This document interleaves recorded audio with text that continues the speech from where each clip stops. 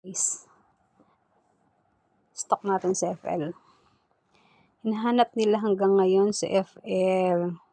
Naka-hold pa rin daw. Kaya hanapin natin. So, andito si FL noong March 11. May paano siya. May bisita siya sa kanyang opisina. Si FL ay nasa US noong March 5 to 8.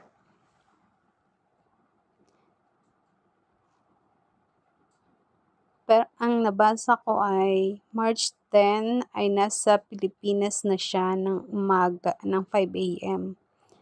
Ay nasa Pilipinas na siya, nag-arrive ng Pilipinas March 10 ng 5 a.m. So, search natin ito. Nakita nyo yan. Search natin. Ito yung kasama niya. Na-search ko na to, guys. Ito yung kasama niya noong... Ayan. March 11. Sila. Diba? May magpo-post at may magpo-post sa mga ganitong event. Hindi pwedeng walang magpo-post kahit isa. Ayan. Kita nyo yan? Nakita nyo ba yung suot ni FL tsaka yung buhok niya? Iba. Hanapin natin ngayon yung merong kinukumpara siya sa kanyang event noong February 21 na pinuntahan.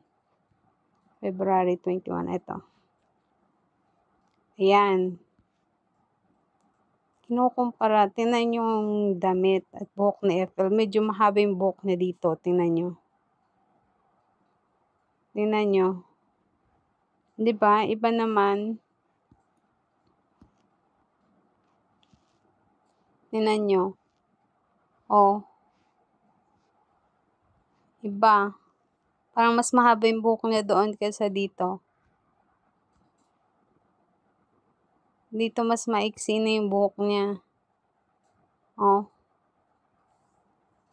March 11 sa kanyang opisina.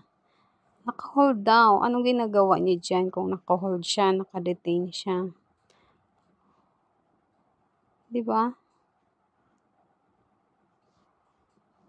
First episode to ng Let's Find First Lady. Find FL daw eh. Ayan, find ko na.